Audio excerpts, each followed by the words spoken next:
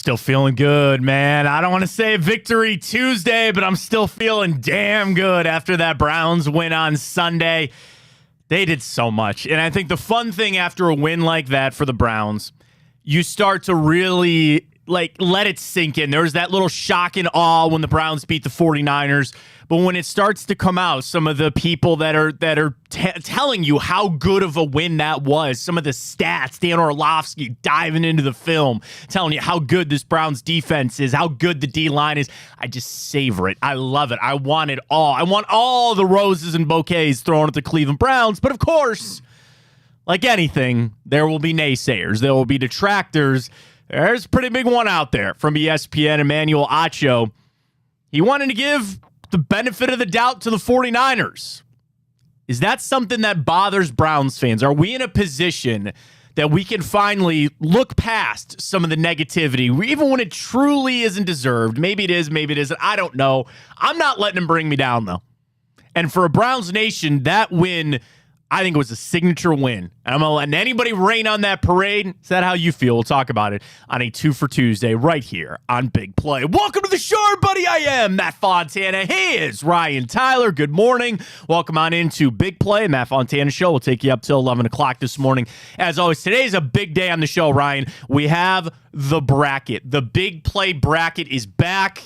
Read my chicken scratch. I have horrible handwriting, but the bracket is going to be set today, and we're bringing this back. It's the first one we've done here on the show. We do it we're going to start doing it every week now. We'll give you a topic, and we'll fill out 16, and we go on out. And really, at this point, Ryan, I only have a few spots open for the best pop. It's getting serious, man. We are Clevelanders. It's not soda. It's not soft drink. It's pop, okay? That's what it is. So you can always tell where people are from when they say pop or soda.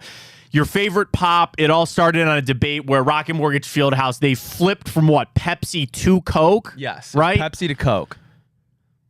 I'm not trying to sway the votes here, Ryan, but we discussed it. I'm a big Pepsi fan, but Sprite is my favorite pop of all time. Sprite is in there. Pepsi is in there. Dr. Pepper is so very good. I totally forgot about Dr. Pepper, didn't you? Mr. Pibb for the knockoff version of that. So what you got to do, we really only have a couple spots open in the bracket. So tweet us at RyanTyler33, at MattFontana83, or the show at Matt Fontana Show, your favorite pop. So Coke is in, Pepsi is in, Diet Coke's in, Mountain Dew is in, Verner's for a good ginger ale. Dude, Canadian Dry, though, is so good. So cast your vote for just who makes the bracket, and we'll send the brackets out a little bit later. We got our 2 for Tuesday. We'll get to the morning update. Hey, I made a baseball bet that won. All right, turning the tides. We'll get into our bets with Tipico a little bit later. Yes, I lost out on the Chargers last night. I shouldn't. That was a crappy game. That was not a good football game. But nonetheless, we'll get to our bets with Tipico a little bit later. We also have judging the teams that are better than their record. I found this article really interesting this morning from NFL.com. The teams that are better than their records say. Browns were on that list. I'll tell you what they have to write. A little overreaction, underreaction from Dan Graziano this morning, and we'll get to a little bit of power rankings. I'm still on cloud 9. I still feel really good about the Browns win on Sunday. And I said I'm going to bottle this up for today. Probably eventually we're going to turn to the Indianapolis Colts. Some news coming out about them as we discussed yesterday. Sounds like Anthony Richardson's done for the season. They're going to ruin that poor man's career. They're going to ruin his career. Already needs shoulder surgery. So you're going to face Gardner Minshew and the crew on Sunday. We'll talk to Deshaun Watson. Kevin Stefanski gave a little minor update. The biggest thing Stefanski said is that Watson will actually throw this week. So there's some hope that he will be able to play. There is a conversation to be had that I think is a little crazy, but could the Browns beat the Colts without Deshaun Watson? That's for a little bit later. But we start here this morning with Emmanuel Acho. And this came out yesterday, too, that he started with they lost McCaffrey and they lost Trent Williams. Williams came back in the game. McCaffrey didn't. And Debo's the other one I was looking for. They didn't have Debo for the rest of the game. And I think Browns fans are at a point where this is semi-new to us. And it's not that we've gone and done amazing things yet. There's still a lot of football to be played. But a win like that doesn't happen all that often. So do people take offense at? Are people bothered by that when people try to give the Browns disrespect after that win? Now, I want to make sure that people understand there are a lot that are saying that was a great win from the Browns and look at this defense and the job that Jim Schwartz has done. We'll hear from Rodney McLeod and Denzel Ward in a little bit. There are plenty of people giving the due respect to the Browns, but our first two for Tuesday, does it bother you when people try to disrespect the Browns after that win? Does it bother you when you see people that try to poke holes in the win? And I got to tell you, I'm in a different place now. Let them talk. I don't care because I know what I saw. I know what I watched. And I know that people that are really diving into this game are coming out with, man, did the Browns play well. And that was I don't want to say a coming out moment for the team. We discussed, they kicked the doors open and they put the rest of the NFL on notice. You don't sneak up on any teams anymore. And I'm going to choose to focus my energy over there. I'm going to choose to look at a team that played well on Sunday, so they lost some players. The Browns were without players in that game. We know that. And I wonder if Browns fans are at a point where we've elevated ourselves beyond that. Because you read the national stories and you see what people want to say about the Browns, and I think it comes back to personal shots even at us. We are Browns fans, so when people take shots at our team, you take that as they're taking a shot at us. And Cleveland's always had that. We've always had that chip on the shoulder where people give us a bad rap and then people actually come here and see what a great city we have. That's always an uphill battle. All the, those bullcrap cliches, whatever. I'm not getting that. But, and I will admit that this starts from a place, Ryan, that the Browns going into that game didn't deserve any of that, right? The Browns were a team that has been dysfunctional, that has had problems, and we were dealing with this Deshaun Watson situation. That's another reason. I think that really kind of hit me yesterday afternoon. We got away from Watson for a little while. It's always going to come back to him. The importance of him coming back, I think, is ramped up. But I could just focus on a game for a little bit. I could just sit here and bask in the glory of that win over the 49ers. It was nice. It was a nice little break. And really, even for the rest of today, you bask in it a little bit, and you come from a level of confidence. I'm coming from perspective is different for the Cleveland Browns. I wanted to discuss this morning. Now's as good as time as I need to get to it, Ryan. What did you learn, or what changed for you after that 49ers game, if anything? Because that was a pivotal moment.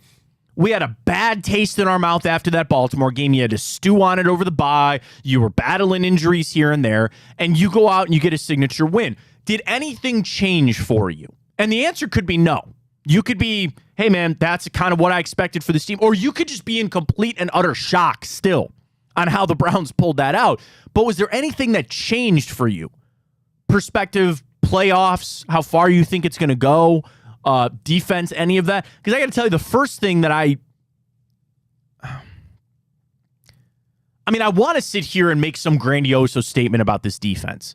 But the thing is, I thought they were really good before that game. I gave them a pass for the Baltimore game. That was a tough situation. What they did on Sunday was impressive. I think the one thing that I can take away from Sunday's game more than anything is I saw a team get a win. Corey Borquez had a game as a punter. Dustin Hopkins set a Browns franchise record with 4 straight games with a 50-plus yard field goal. Special teams were a part of it. Defense was a part of it. Offense, part of it. Running the football. I saw a team win. And I think that is so powerful. I'm not ready to sit here and say, well, you could win without Deshaun Watson. I'm not getting that crazy. We don't need to go down that path. They need Deshaun Watson back. And Sunday, I don't think was a fluke. You got the win. You played as a team.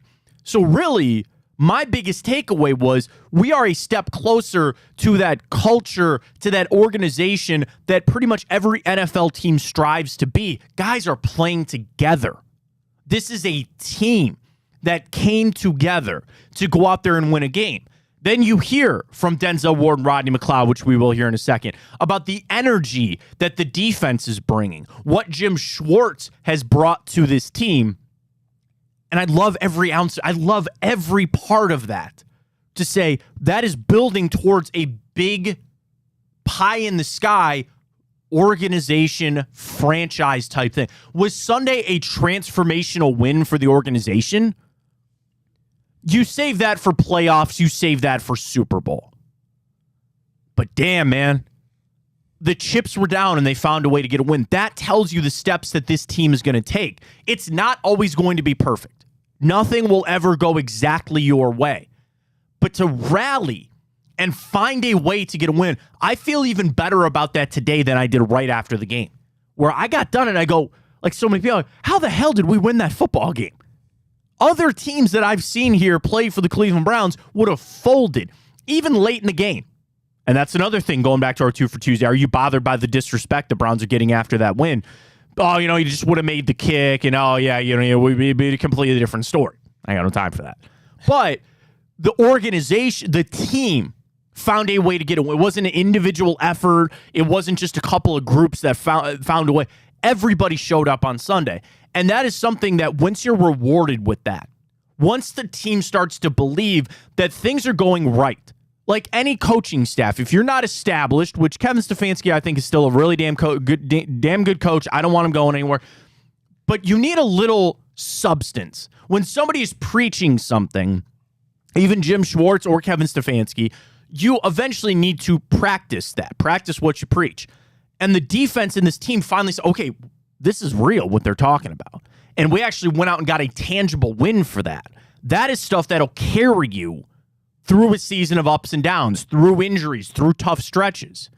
And that was probably the biggest thing that I took away from. Ryan, is there something big that you took away from the game on Sunday now that we look back on it? I would say it just reaffirmed that we got some dogs in Cleveland, and it is exciting. And it really showed that we'll go toe-to-toe with anybody. I mean, that pregame fight really set the table. I don't know if you saw, but Debo and CJ Gardner-Johnson got into some beef over it on Twitter. Well, then did you see Greg Newsom post that the Browns came out with that boombox? Yeah. They came out with the 49. They wanted the smoke. They said they own that now. Yeah. they got a little swag. They got a little something working for them. And I want to, okay, if you can, Rod, let's pause. I want to play some sound here because this is from Rodney McLeod. And McLeod obviously knows Jim Schwartz from his time in Philly. Rodney's a new player to this team, a veteran player. He played really well on Sunday. And he was asked about the energy of the team. And I thought he spoke to something really prominent right here. Rodney McLeod from yesterday, sound courtesy of the Browns. It's really just celebrating one another. But obviously in celebration, you have to make plays. And so, I think what we saw this week was, us making a lot of plays throughout practice, us celebrating and enjoying one another, enjoying the game in itself, and knowing that, that energy is contagious. And we talk about all the time, for us setting the pace for this team. The defense owned that. Like, for them to say, set the pace, we will go out and do this. We can get it done. Offense, do what you need to do, but defensively, we're going to take this on our shoulders, and we'll go out there and get a win. Contagious. It makes you think a little about Jarvis. God, I miss Jarvis. I love Jarvis. He's one of my top 5 favorite Browns since '99, without a doubt. I miss him. Hopefully he's well. Is he still free agent? Still out there? Gosh, I don't know. He probably is. Now is getting to do a complete sidetrack. Now is getting that interesting time where some of these guys on the streets, like you see this morning, Leonard Fournette's ready to go. Mm-hmm. He's working out. He's in good health, all that kind of stuff. Now starting to get a little interesting with some transactional things. You got some injuries across the, I'm not saying the Browns should go sign Jarvis Landry, but maybe I am saying that. I don't know. I'd like to bring him back. Who knows? Something else. Here's Denzel Ward about the importance of Jim Schwartz and what he has brought to this team. Denzel Ward from yesterday. I think it's definitely building, but to answer your question initially, I think Coach Schwartz, he's definitely came in and put the culture of this defense and this entire team on a up and up track for sure.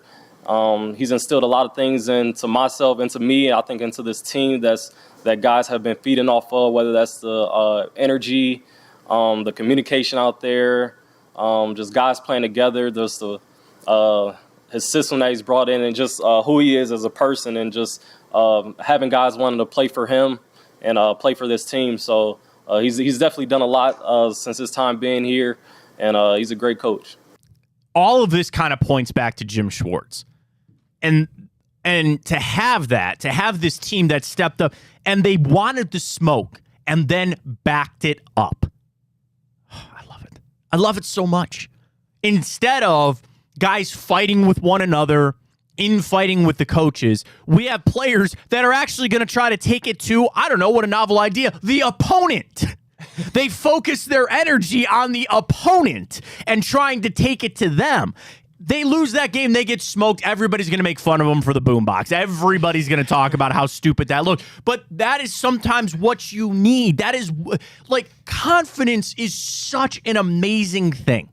When you have confidence in what you do and who you are, that will take you a lot of places. But you got to have substance to it. Because we all know somebody, whether it's at work or in your personal life, they just exude it, but you know there's nothing really behind it.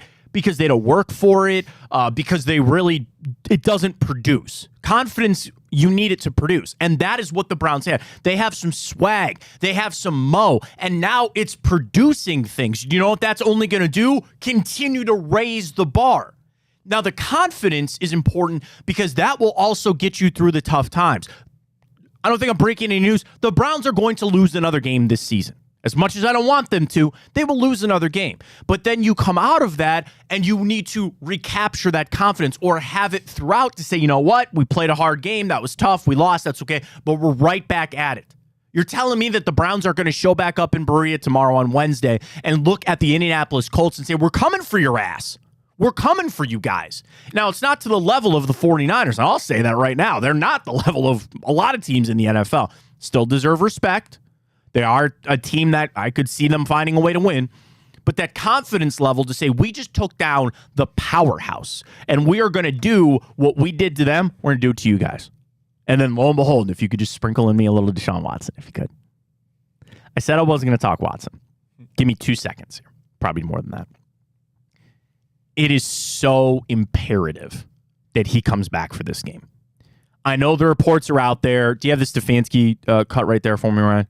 Pull that up. Kevin Stefanski asked yesterday about the update on Deshaun Watson heading into the week.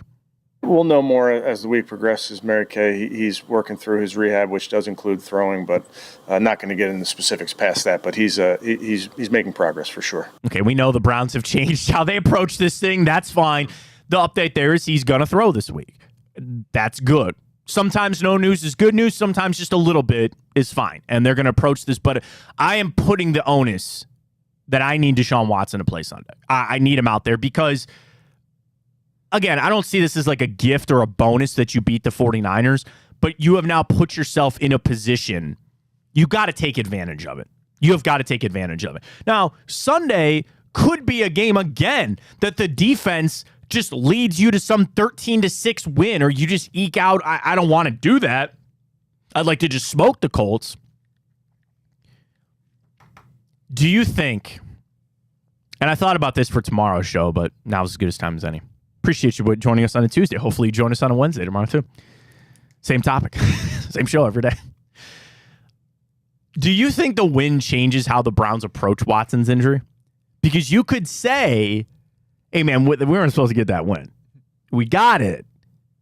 Yeah, maybe we take an extra week. Because I said after the San Fran game, win or lose, however it was going to play out, that the time, like the extra time was what was needed. Now you say, okay, you got that win. There's a world that you could try to say you are now afforded another week for Deshaun Watson to sit. I'm kind of the opposite. I need to make it now. I need to get to work now and get this win against the Colts. You could do it without Watson, but it'd be a lot better and easier if you did. We'll see. We'll get more updates on that as we roll on. So our 2 for Tuesday is up. First up, the disrespect. And it's really, I'm dare I say, Ryan, I think it's just one person. I think it's Emmanuel Lodge. I really don't know anybody else that has been out here saying like the Browns, like, you know, it's really just him. I guess there could be other people, but he's the one that most people jumped on after saying, oh, you know, they lost McCaffrey, they lost Debo, they lost Trent Williams. And I'll just vote. It doesn't bother me at all. It really, there's no part of me that is bothered by that because I know what I saw.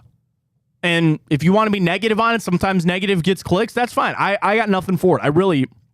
I'm coming from a pretty strong place right here. I don't really care what anybody has to say about it. I know what I saw.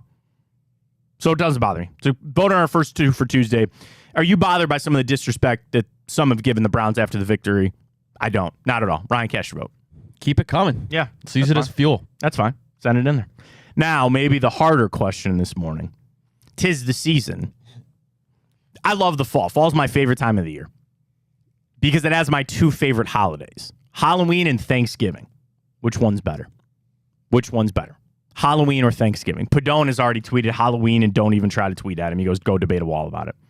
Brian tweets, a very tough call. I voted Halloween because we get to celebrate it all month, but Thanksgiving is my favorite single day holiday. Halloween, I mean, you own it. Like, you put your decorations up. Halloween parties are some of the best parties to go to. If you went to college or of a younger time, Halloween parties were always a lot of fun. And there is an element that I'm proud to say for my family, just not even my wife and our kids, but her side of the family and my brothers. My brothers take it to an nth degree on their Halloween costumes. I don't want to send pictures out there. There are pictures. My two brothers went as one year Mermaid Man and Barnacle Boy from SpongeBob. Looked amazing. They've gone as Harry and Lloyd from Dumb and Dumber. My brothers, they really go all in. I don't want to spoil potentially what the Fontana clan has worked up, but I'm very excited for this year. So Halloween is fun because, to Brian's point, you can celebrate it all month. There's candy. There's nothing wrong with that. And people that really own it can own it. Now, I flip over to say that Thanksgiving is a glorious day. If back in the day you woke up to go play Turkey Bowl, I have long since been retired from that. I have a scar to prove it, Ryan. I'm done with that. No, you're not. We'll get you back out there. There's a day I know my son will probably try to go out there with his buddies. Like, look, Dad can still, sling the pill here, son. Come on. And be like, my arm will fall off. I'll have to have another surgery on something probably. But Thanksgiving is so great because you have football all day, which is fun. Get the Lions the hell off of that, by the way. But there's food. This was a long-standing debate on my prior show. Stuffing. Because I had a co-host. Shout out to Danny. I love you very much, Dan. And he would freak out because he would always say, if stuffing was that good, you would eat it year-round. And I said, no. You don't understand. Stuffing is some of the pinnacle of the culinary world. And if you ate it every week or every day or whatever, you would lose the essence of it. But when you sit down on Thanksgiving and you make that plate and half of it is stuffing, little turkey, nobody really likes cranberry sauce, but that's fine. There's no better joy. Just heap the gravy all over it. You just get fat. You eat your face off. You finish it off with some pumpkin pie or an apple pie. You sit down, you take a nap, and you wake up, and you know what else you do? You sit down and you eat again, and there's more football on TV. Enjoy a nice cocktail while you can. Thanksgiving is a glorious day. This is really hard for me because they're my two favorite holidays, without a doubt. And to kind of maybe push it over the top, Halloween's got more like pop culture. I will watch Halloween. I will watch Hocus Pocus, and I can't wait to show. I don't know if I told it. So my neighbors put up a giant Jack Skellington, from Nightmare Before Christmas, and my son loves it. Every day runs out there. He says Jack. He tries to get it to light up. Bad news, it fell over. Dude, this thing is tall. It's like, I think some people have seen it there at Home Depot. This thing's like probably 15 feet tall, and it blew over in the wind last night. So I come out to take my son to school. The look on his face is like, what happened to Jack? I'm like, I don't know. He fell over. Sandbags and steaks sometimes are not steak like meat, steak in the ground. Sometimes they're very important. So with Halloween, you get that side of it too. There's movies that to be watched, like they do, as a Freeform or whatever ABC Family used to be. I think they do the 31 Days of Halloween, and there's always great. I'm not some psycho. I haven't shown my son Halloween Michael Myers yet. There will be a day. I'm not saying the day is today.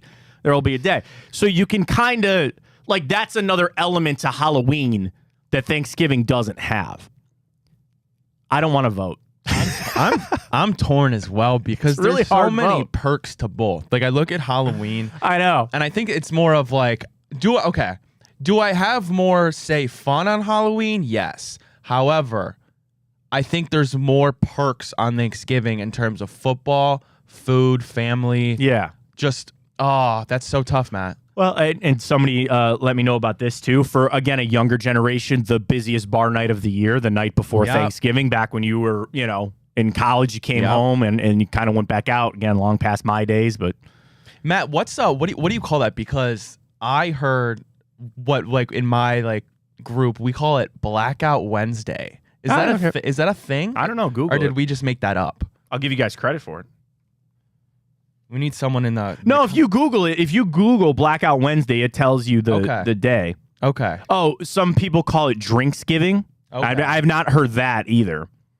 Drive safe, by the way, please, for love of God. Drive safe out there. Can I say that's my favorite holiday? That's fine. I'm I mean, you'd have to lump that into Thanksgiving. Yeah. Because, again, most people are off work on Thanksgiving. Shout out to service industry workers and everybody. Because no matter what, at the Fontana household, it just always seems to come up on either Thanksgiving morning or Christmas morning that we need to go to the store for something. And shout out to Discount Drug Mart. I think they're the only store that's actually open on Christmas morning and Thanksgiving. So for all those workers out there that work those shifts, thank you very much for that. Because most people, and then the other thing too, what's better for a hangover other than waking up and just stuffing your face with food? And I'm getting nitpicky here. The only thing about Thanksgiving is you got to wait till about 3:00. It's not like you eat at noon. Usually you're waiting till the afternoon, but then you have leftovers. Okay. So here's another one. If you partake, you fold Black Friday into Thanksgiving if you're a big Black Friday shopper. Yeah. And I grew up in an era a little before Amazon where it really took off. I remember as a kid, I was born, I'm 34, so I grew up in the 90s pretty much, early 2000s. And I remember an era where family friends would be like, yeah, we're waking up and we're going shopping. And I knew some people that did it, but not everybody. And it was a thing. But then I remember this giant shift, and I want to say it was 2000s, maybe 2010, around there, where it exploded. And you had people fighting in the store. You had lines around the block, people standing out there for hours. There were people that would eat dinner on Thursday, go take a tent and sit outside of Walmart or Best Buy or wherever they were going and camp out for the night. I feel like it's calmed down since, mostly because of the online shopping. But I remember when it got really bad with Black Friday shopping, it became it's like you're sitting out there for 8 hours to save $200 on something. But it wasn't the money for the people. It was I got it. I got into the store and I got this deal. It was an accomplishment that people had. So I think there could be a better case for the overall totality of Thanksgiving, because you got to add Black Friday and you got to add the busiest bar night of the year on Wednesday. On top of all the food. Damn, this is... But then, Matt, back to your point, which is huge, I think, the whole pop culture thing, because the holiday shows and the Halloween shows and the Halloween movies are just so much better. In fact, I just watched Beetlejuice for the first time 2 days ago. Wait, did you say the first time? Yeah. It was good. I loved it. What were you doing for 21 years of your life? Not watching Beetlejuice. Wait a minute. Wait a minute. First time ever. You are 22 years old, right? Correct. And you've never seen Beetlejuice? I knew about until it for 2 sure. days ago. Correct. I'm afraid to ask what other movie you've never seen. Have you seen Halloween, the original Halloween with Michael Myers? I have. I've seen all the Halloweens. Right. But Beetlejuice, sure. It was good. I know it is. It's very good. It's great. Talk about that run for Michael Keaton real quick. Batman to Beetlejuice. Yeah. Mr. Mom. It took me halfway through the movie to realize that was Alec Baldwin. Really? Yeah, there's a lot of Baldwin brothers. You can't remember which one it is, but yeah, it's Alec Baldwin. God, it was such a good movie. I know it is. Trust me. I was surprised. A young Winona Ryder. Yeah. Gina Davis. Don't sleep on Gina Davis in that movie. Now I'm pulling up Michael Keaton filmography. It was honestly so good. Talk about Michael Keaton filmography. He's the last person to star in 2 back-to-back Best Picture winners, 2015 Spotlight and 2016 Birdman. Oh, there you go. Good for Michael. Good pull on that. He went from Beetlejuice in 88, Clean and Sober, The Dream Team, into Batman, One Good Cop in 91, Batman Returns in 92. Multiplicity in 96. He's the best. He's the best. But yeah, Beetlejuice. Man, I can't believe you've never seen it before. I knew that was gonna when I said that. I can't believe that. You were gonna have a reaction. The Bioexorcist. Great flick. And a good, again, it's scary, but that's the other debate if parents are out there. My wife and I have gone through, and our son's too. He's not going to remember any of these movies, but I want to show him Nightmare Before Christmas. And she goes, I don't know. And I said, well, he'll see Jack. So he already knows who Jack Skellington is. And I said, so at least there's that.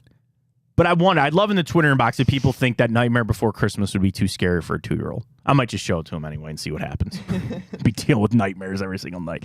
All right, I don't know if I can vote, but I have to see the responses. Oh, God. I can't. And it really doesn't mean anything. You're to celebrate. Because, a lot of times with these 2 for Tuesdays, we'll ask, one goes away forever. So if you could imagine that you only get to celebrate one forever. Yeah. Good God. Thanksgiving's kicking some butt. Is it really? Yeah. It's 83 to 17%. There's no way it is that crazy. Is it? Oh, my God. Why? And we need Nick on here because he picked Halloween. Is Padone coming in today? Stop in, Nick. He definitely is. What? He definitely is. I'm not saying that one wasn't going to. I was thinking 60-40. You're talking 80-20? Thanksgiving? 83-17 Thanksgiving. 110 votes. Vote at Matt Fontana Show. Good Lord. I did not see that. I don't understand that. I really don't. All right, vote on that. Our 2 for Tuesday. Up at Matt Fontana Show. Drop us a follow there on Twitter, X, whatever you want to call it. All right, let's take a break. When we come back, I've got power rankings. I've got the overreaction, underreaction from Dan Graziano. The Browns are there, and he's also got one about the Bengals. Also an NFL.com article. 5 teams that are better than their records say. Browns are on that list. We'll get to that coming up. Continue to vote at Matt Fontana Show on our 2 for Tuesday. We'll get our bet credits rolling a little bit later with Tipico. And, of course, we'll make our selections. I'm hot on baseball. I missed on Monday Night Football, though. I had a savory little parlay rolling last night, but nonetheless. And, of course, we got you locked and loaded here, folks. Cam Justice. Shout out to Cam. Love Cam. She's the best. And she was on Big Play. Big Play. She was on Big Play. She was on the Reflog Show last night. So if you missed that replay with her, go back, check it out all over on our social media platforms. Did you see the new merch that dropped this morning? I did. The Big Play store, The Wolf. Shout out Cody. Dave or Ryan or Cody or anybody with Big Play management are listening, I need to cop one of those tomorrow. Shout out our artist, Cody Dowd. Also, yeah. Browns are 2-0 when he makes the game day poster. So Cody works for us. I think a lot of people follow Cody on Twitter as they should. He's fantastic. He's just so talented. Oh, he's so talented. And the Browns do these game posters, and they don't.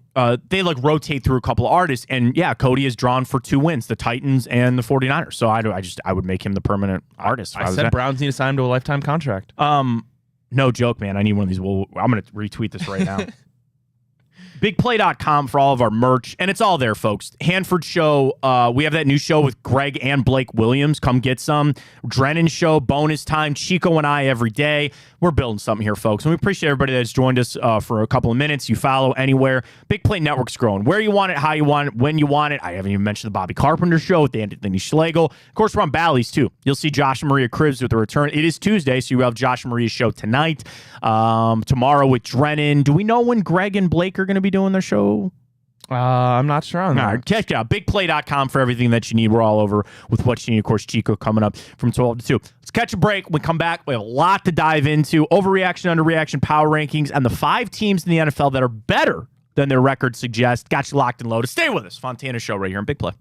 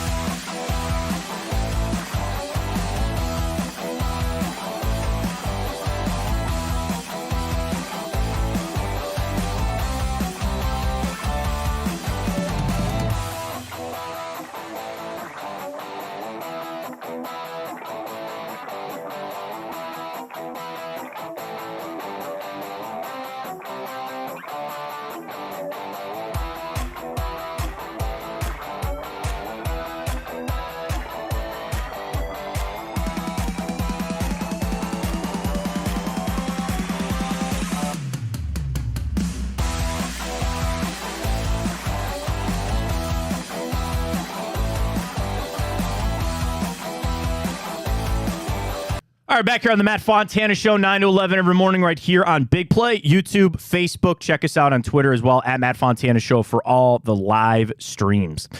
Update on our quick 2 for Tuesday questions. First up, asking everybody, does it bother you the disrespect the Browns were kind of given after that victory? 63-36 people say no.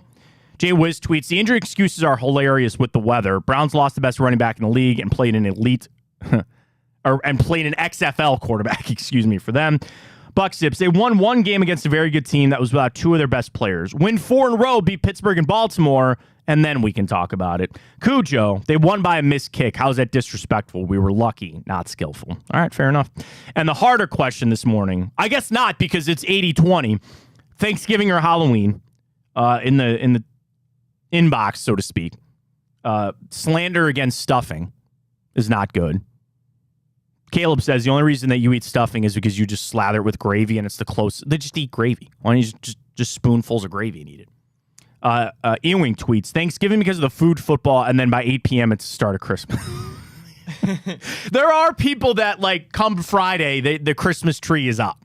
That's a glorious time, too. I love Christmas. Christmas is third, though. I go back and forth on 1 and 2 of Thanksgiving and Halloween, then Christmas. So really, we are entering the prime time of the year. So to speak. I head over to NFL.com and I bring up the 5 teams better than their record. Jeffrey Chaladia brings this one up. And these are 5 teams with a record that he believes does not really reflect their team. Number 1, the Cincinnati Bengals at 3-3. So Ryan, I will ask all these questions to you. Are the Bengals better than their 3-3 record? You paused. I would say then that would be a no. Well... Don't overthink it. They are. I mean, they're better than a 500 record for sure. They are. And I mean, the Burrow injury is the big thing. I think there's something brewing down there with T. Higgins. He's injured. They know he's not going to be there. Could they move him? That defense is still, like, they lost some key pieces on that defense, man. And if you really, really want to read into the Bengals, I will bring up who they have played. Because the same thing, I said this about Baltimore, because I think Baltimore's a little phony. But in the 6 games that the Bengals have played, they have lost to us, the Ravens, and the Titans. The other 3 teams they played, the Rams, who are not a juggernaut team, the Cardinals, who suck, and they beat the Seahawks this weekend. Okay, fine. Do you know their next 2 games, Ryan? San Francisco and Buffalo. Tell me San Fran's not good and pissed off. Well, will the excuses be made for the Bengals if Christian McCaffrey and Deebo Samuel don't play in that game? Probably not. I'll hang up and listen. They still also have to play the Jags and the Chiefs later in the season. So their schedule's not quite as easy as you'd think. On the whole, though, my gut feeling says, yes, the Bengals are better than their 3-3 record. Are the Houston Texans better than their 3-3 record, Ryan Tyler? I'm comfortable with saying I really like their record at 3-3. I think they're a perfectly 500 team that's in rebuild mode and has a lot of young talent and a new head coach that has some fire under them. They've lost the Ravens, the Colts, and the Falcons. They beat the Jags, the Steelers, and the Saints. Those 3 wins are pretty good. Yeah. I don't think they're as good as their 3-3 record, though. If I have to pick one, I'm going to say they're not as good as their record suggests. Next up, the LA Rams. So semi-rebuild there for the Rams. McVay comes back. Remember when that was the whole thing that he left? He was going to leave and he came back, whatever. 3-3, they beat the Seattle Seahawks, the Colts, and the Cardinals. They've lost the 49ers, the Bengals, and the Eagles. So their 3 losses are against 3 pretty good teams. I believe they are better than their 3-3 record. I do. I think they're better than that 3-3 record. Yeah, I do as well. And I remember before the game last week, I said I think they're probably the best. Well, yeah, they're probably the best 2-3 team at the time. I like Sean McVay a lot. Now they really got a running back problem. I saw Kyron Williams about to go out, but they got Cooper Kupp back. Puka Nacua blew up. Matt Stafford still is very serviceable, average NFL quarterback. I like the Rams a lot, actually. The Jets, 3-3. I don't think they're as good as their record. Okay, you beat the Eagles. Yes, they were all both missing their starting corners. That was a great job by the Jets. Yeah. We know they're worse than that. And again, to Jeffrey's point, these are all teams that he thinks are better than their record. He thinks the Bengals are better than their record. He thinks the Texans are better than their record, the Rams and the Jets. I think we disagree on the Jets, though. And then finally, He believes the Cleveland Browns are better than their 3-2 record. He writes, anybody who watched that win over the 49ers realizes the Browns are as dangerous as they've been in years. They beat a team that have been whipping opponents. I mean, that's the thing, too. The 49ers were just unstoppable. And they did it without Deshaun Watson. It's fair to argue that the injuries to Deebo Samuel and Christian McCaffrey had to put that in there. Makes you want to run Plague the 49ers. Don't do that. We can't fix it. That would also be a huge slight to the Browns defense, which has been elite all season and frustrated the Niners' prolific passing attack. You flustered Brock Purdy in that game. Jeffrey writes, Cleveland's been a team that's been intriguing since training camp, largely because of Watson, but also because of Jim Schwartz. Now we're seeing what that buzz is all about. The Browns have a look of a legitimate playoff contender as long as Watson can build on the momentum he created before his shoulder injury. I stop right there. It was not a lot of momentum built, but there was a little. We all got done with that Titans game feeling a little bit better about Deshaun Watson. Not a lot, but a little. And the shoulder injury, I think, has put a damper on that. But that's another reason why I know it's an injury. I know it can change in a day. They need Deshaun Watson back for Sunday, even more than they need him for Baltimore and even more than they need him for San Francisco. I will sit here and tell you right now today that this is the most important game for Deshaun Watson to come back for. You say that's crazy. It's the Colts. We could beat the Colts without him. You have got to ride this momentum. You have got to grab this. And you know what could give you even a bigger boost? Watson is back. Yeah. And even if I don't need him out there throwing it 55 times, just even him being back. People discredit this maybe more than they should. This is an emotional game. These are still human beings that are playing this game that have emotions. We saw that emotion sometimes with the fight. But imagine these guys that are going through their week of practice. What a boost and lift it would be that Watson is coming back. That's not a shot at P.J. Walker. That's not a shot at Dorian Thompson-Robinson. But for all those guys, we're putting this work in. We got this, and you're on the upswing. And if you got Deshaun Watson back for this game, man, even again, he's not that impactful. Or he's out there, but he's still limited. I think it is so imperative that the Browns get Watson back for this game to continue that momentum. And yeah, there might be a little like downturn in his performance or a little downturn in his productivity. I'm expecting that, Ryan, but at least getting him back, I think, would just be massive for everybody this week. Yeah, and take this for what you will, but you remember, obviously, Deshaun Watson in Houston was in the AFC South with the Colts, so he's played in Lucas Oil a lot, and when he played in Lucas Oil, I think he's averaging over 300 yards. So to come back from that shoulder injury, maybe play in a place that you're comfortable with, you've had success there, I think it could be a big step towards this said momentum for Deshaun Watson. Yeah. Next up, we go to ESPN. This is from Dan Graziano, his overreaction or underreaction from the week. Number one, Jim Schwartz was the best acquisition any team made all offseason. That is not an overreaction from Dan Graziano. Again, we know we got the win, his write-up. The numbers speak for themselves. Entering Sunday, the Browns ranked first in defensive efficiency according to ESPN's Power Football Index. They ranked 30 in offense. They've allowed just 1,000 yards this season. Only two teams since the 1970 merger have allowed fewer yards in their first 5 games. The 71 Colts and the 70 Vikings. So again, 50 years. The Browns are doing something here. These are practically prehistoric numbers the Browns are putting up on defense. Dan agrees with me. If Watson can somehow make it back from his right shoulder injury soon and the offense can get itself on track, Cleveland is going to be a major problem. Clearly, the Browns have the players, but Schwartz has brought it all together. And Colts turned that football over 4 times against Jacksonville this past weekend. Yep. They say turnovers come in bunches. You pick Brock Purdy off for the first time, get after Gardner Minshew. And he writes, like, that's not an overreaction. It's tough because he's not a head coach. And so the next one up, D'Amico Ryans is the coach of the year. And he actually does say that is an overreaction. Yeah. that award gets tricky because it usually goes to the team like you're on the up and come and you turn them around like Brian Dable. Really, all the winners. Dable got it. Stefanski got it, whatever, fine. I still think Kyle Shanahan's coach of the year, but I digress. But yeah, DeMeco Ryans changing the culture there is certainly important and on that rebuild. But like the Browns were primed. That's why I think it even leans more of what Dan is saying, that Jim Schwartz was the best offseason coaching acquisition that anybody could have made because it puts you over the edge. It would be like if the Chiefs or the Eagles or this team, they brought that final piece in. And I want the Browns to get to that level, but it seems like Jim Schwartz unlocked something.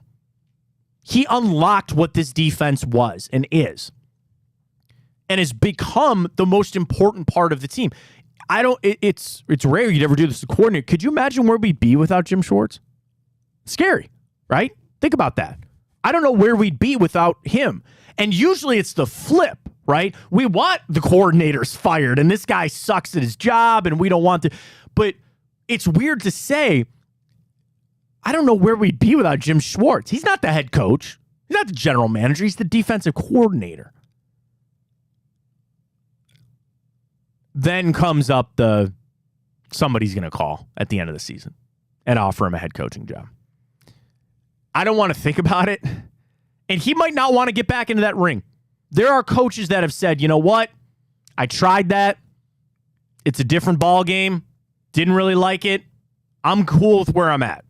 And especially for Jim Schwartz, who seems that he really likes it here in Cleveland, tell me that he has not bought 10 years. Well, I would say 10 years. I know how Browns fans operate. He's bought himself some cachet. Yeah. We can flip, man, in 3 weeks. Be like, get him out of here. Fire his ass. That's how we roll. I get it. But he's bought himself a lot of cachet. He could sit here. I'm sure he's pulling a nice salary. I heard some of those things this offseason. He's well compensated. I'll just put it that way. So Matt, to that point, so shout out our guy Jack Duffin. He had a really, really good tweet kind of on that topic. So in the last 4 years, defensive coordinators that were hired to be head coaches, and this doesn't include internal promotions, but we're not worried about that. Yeah. So 2020 there were none actually. I hope we don't have to worry. Yeah. I guess I should have put the cart before the horse, but I hope we don't have to deal with that. 2021, the two defensive coordinators that became head coaches we know are Robert Saleh and Brand Staley for Los Angeles. Okay. Those are both first-time hires. Saleh, okay. Staley, probably not okay. Yeah. 2022, only one, Matt Eberflus. Not okay. 2023, snap judgment. Only two as well. DeMeco Ryans, Houston. Working out. And Jonathan Gannon, which that's to be seen. Yeah. So the pattern will show you it's kind of, and these were all first time. So the pattern shows you it might not be as likely as it seems that Jim Schwartz could transition to a head coach. But and that's the NFL's world. There's not a lot of defensive. They're all offensive minded guys. That's kind of where we're at. Listen, it's a good problem to have. That means that Jim Schwartz is doing something amazing and people are going to come call. And you sometimes you lose good people. And that's, again, a mark of success when you have front office people that move on or coaches. But I would hope that Schwartz is like, dude, I did the head coaching thing. Yeah. I know what that world entails. It's a lot less pressure here being a DC. He's almost built himself the place, and I don't want to do this, but it's just, we need to. If there was a change at head coach, I would imagine that the organization would say, yeah, you can come in, but you ain't changing, you can bring everybody else in that you want, but you're not changing the DC. So I think he's built it. I think he's fine there. So I agree with Dan Graziano. Not an overreaction that was the biggest acquisition any team made all offseason. Again, back up, overreaction, underreaction from Dan Graziano. Coach of the year is already over DeMeco Ryans. He said that's an overreaction. I kind of agree with him. They've had a nice turnaround. Let's see how the rest of the season plays out. If somehow the Texans found themselves in the playoff hunt, yeah, sure.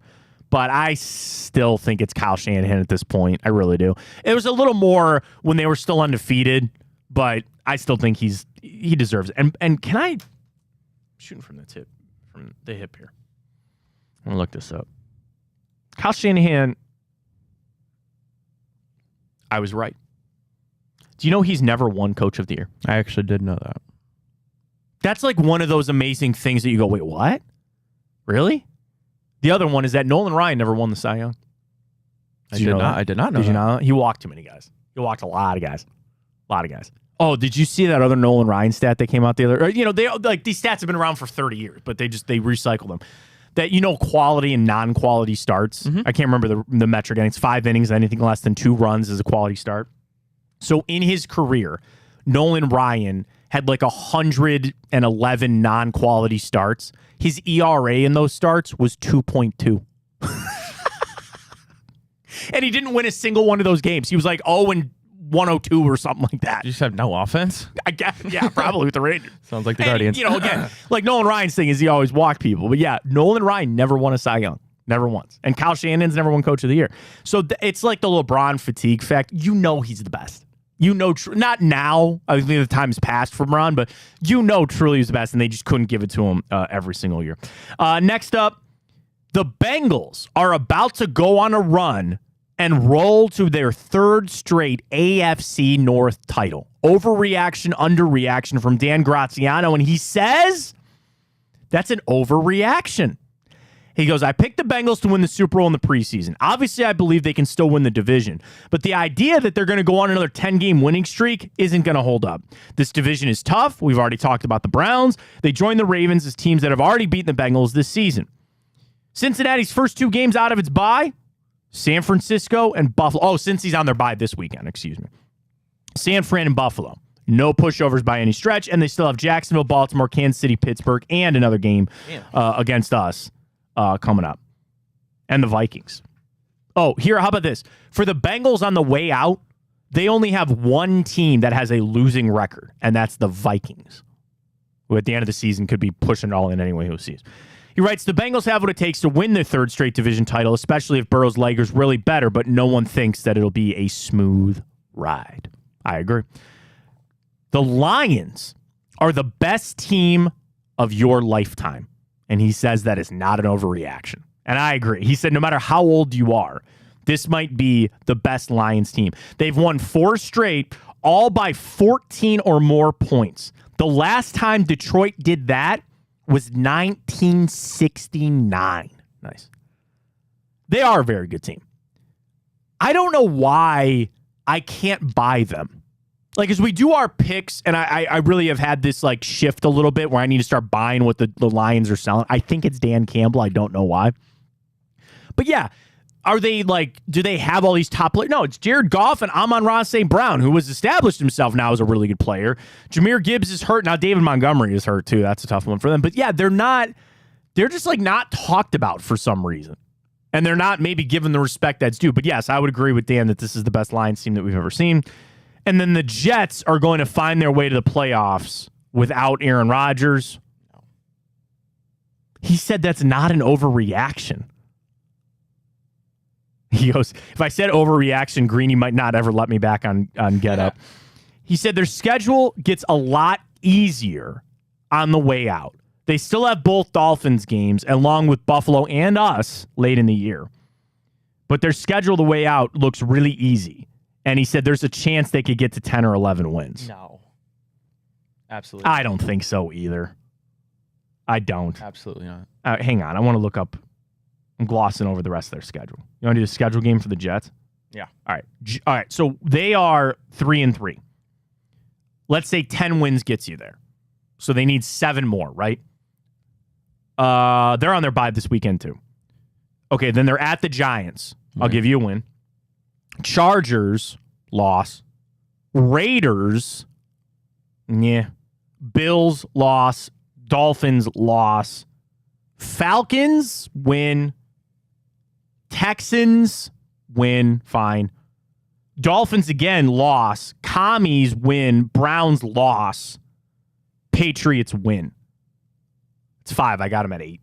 With a game in between, I can't tell about the Raiders. Yeah, and I mean, even like the game with I think they can beat the Raiders, but even like a game with the Falcons or even a game with the Texans, it's like I'm not. Yeah, so those would have to be his wins. So it's I don't see. And that also, happening. you're betting on Zach Wilson to get a lot better. And you go back and look at that Philadelphia game. Did they play good? Yeah, I mean, especially their defense. Philly choked that game. Yeah, their defense was great, but obviously wasn't a tremendous game for Philadelphia. I'm giving disrespect to a team that won a game, like I've been fighting all that. Philly choked that game. Get out of here. But and then you go back and look. Really, I believe their longest drive in the game was something like 54 yards. I mean, their offense like did enough in that specific specific game to win it, but it's really not sustainable. And to say the Jets are going to go win 10 games, I think that's a stretch. No, I agree. All right, get your. I haven't brought this up enough too. We need your votes for our bracket of the week. We're doing your favorite pop RFK UK tweets A&W root beer. So I got A&W cream soda in here too. Should I tell you what I have so far? Let's do it. Regular Coca-Cola, Verner's, Sierra Mist, Pepsi, Dr. Pepper, Cherokee Red, which is just so good, Diet Coke, Mountain Dew, Tahitian Treat, which is great, A&W root beer, Sprite, A&W cream soda, Orange Crush. Got 3 spots open. Do you have one that you want to throw in there that I haven't said already? So I don't think this is considered a pop, but it's kind of like you always see it at the machines where you can go fill your cup, your cup up wherever you get it. But like Hawaiian Punch. Yes, That's where I knew we were going. Yes, I'll give you a Hawaiian Punch. Oh my gosh, yes. Hawaiian Punch. Yeah, it's not a pop because it's carbonated. I love how you knew what I was going to say too. I knew we were going. We need to qualify because it's the same thing. Like, well, Tahitian Treat is carbonated, is it not? I think it is. I don't even know what that is, if I'm being honest. You don't know what's a Tahitian Treat? No. Oh man, it's delicious. It's kind of like a carbonated Hawaiian Punch, to be honest. With you. It's very good. Tahitian Treat is very good.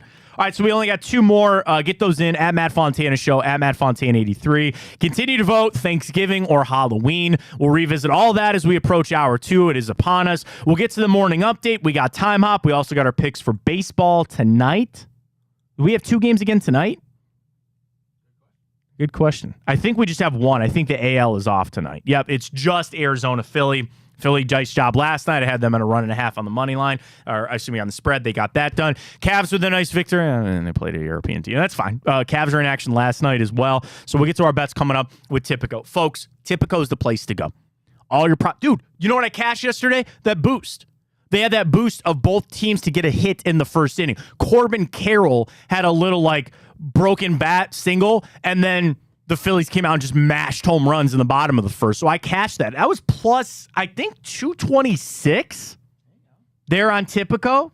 I was a winner before the first inning ended. The angel of playoff baseball death. Maybe I'm turning it around. And again, I took the Phillies minus a 1.5. We'll get to our boost for tonight. But I love Tipico for that. They've got your odds. They've got your spreads. It's super easy to do the same game parlays, too. You can mix some things in. So this is a parlay I almost hit last night. Was Dak Prescott over completions. He missed it by 1. 50 yards for Keenan Allen and CeeDee Lamb. That was not a worry. And then the Chargers money line. But I had that up. I think that was like a plus 600 little parlay there for me on Tipico. Rebound tonight, though. I love it. Get signed up with that code BIGPLAY150. You get 115 bet credits plus a $30 dog pound futures bet. Lock in the player props, and the boosts are where it's at. Like odds are everywhere, and they're all over the place.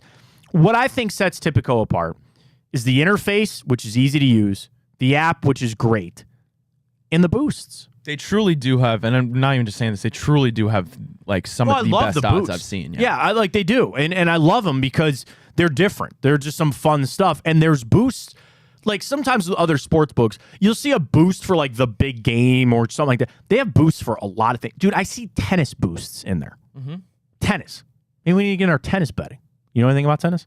I don't. I don't either, but we'll jump on the boost anyway. But I like Tipico. It's the best. And bet with us right here on the Big Play Network all season long with our friends at Tipico using that code BIGPLAY150. Ryan's got the morning update. A lot to get to with that. Comes your way next right here. Fontana Show, Twitter, YouTube, Facebook, and of course, where you need us on the iHeart app streaming as well. Search Big Play. Take us with you wherever you're going with that iHeart app. Morning update is next.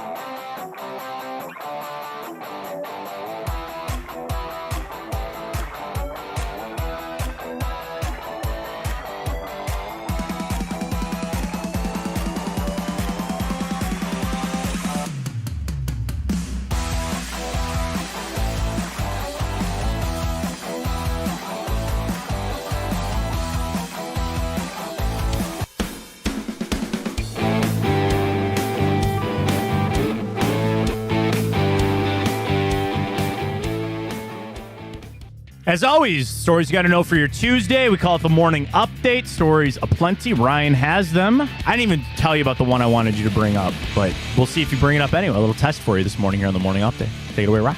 All right. No, not that story. I'm just kidding. Well, gosh. Now the pressure is on. These primetime games are putting me to sleep. Yeah, however, Dallas wins 20-17. They improved to 4-2 after a dismantling loss to the 49ers. Justin Herbert throws a late game-sealing interception as the Chargers fall to 2-3. I think the Chargers are a little phony. Jumped on the Herbert bandwagon. They got Austin Eckler back. Can they throw the ball to Keenan Allen? Are they allowed to do that? I mean, they found him later in the game. I don't understand. The thing is, and they talked about a lot on the broadcast, was his finger. He's got a broken finger on his left hand, and not that he goes under center that much, but I don't know what it is. I really don't. I don't think Staley's a good coach. Kellen Moore seems to be better for that offense, but I mean, they put up 17 points. You're not going to win a lot of games that way. And granted, Dallas's defense, even without Diggs, is still really good. And Micah Parsons is a game wrecker, and he was making plays.